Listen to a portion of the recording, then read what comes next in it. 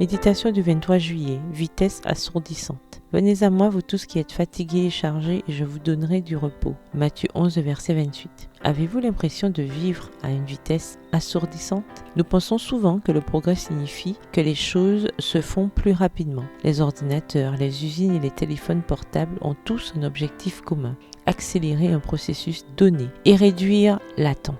Nous sommes tellement habitués à voir le monde sous cet angle que les mots vitesse et efficacité se confondent presque dans notre esprit. Nous sommes socialement conditionnés à penser que la rapidité est toujours la meilleure solution. Bien que la vitesse ait ses avantages, Gandhi, le penseur indien, a dit avec sagesse: il y a plus dans la vie que d'augmenter sa vitesse. La rapidité n'est pas toujours la meilleure solution. C'est pourquoi les graines ont une période de latence. Elles ne germent pas immédiatement, le plus rapidement possible, dès qu'elles touchent le sol. Si c'est l'hiver ou si les conditions ne sont pas favorables à leur développement optimal, elles dorment en attendant les bonnes conditions pour se réveiller. Si seulement nous avions la sagesse des graines. Bien que nous nous sentions souvent épuisés, peu d'entre nous savent comment bien nous reposer, tout comme les graines. En fait, je pense que chez beaucoup de femmes, le repos provoque la culpabilité, un malaise et même la peur. Nous craignons le repos pour les mêmes raisons que nous craignons le silence. Si nous ralentissons, nos doutes et nos angoisses risquent de nous rattraper. C'est pourquoi nous voyageons à toute vitesse, musique à fond, pour faire taire la voix intérieure qui nous interroge sur le sens de la vie. Nous nous occupons pour endormir la douleur de la solitude et de la vulnérabilité. Cependant, comme l'explique l'auteure et chercheuse américaine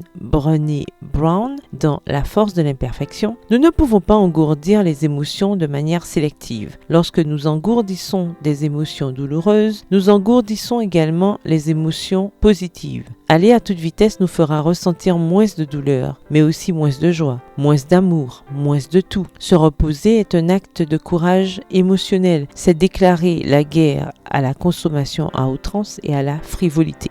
Il faut du temps pour s'habituer au repos et au silence. Ironiquement, nous pouvons trouver la paix déstabilisante au début. C'est un terrain inconnu et pas familier. Mais si nous sommes disciplinés dans l'apprentissage et la pratique de l'art du repos, nous récolterons de bons résultats. Un sens plus clair du but à atteindre et une capacité à prendre du plaisir rajeuni. Prière: Seigneur, je veux apprendre à me reposer. Je veux ralentir pour mieux apprécier et aimer. Donne-moi le courage émotionnel de ralentir, de faire taire les bruits et en silence de chercher ton visage. Amen. Bonne journée, que l'Éternel vous bénisse.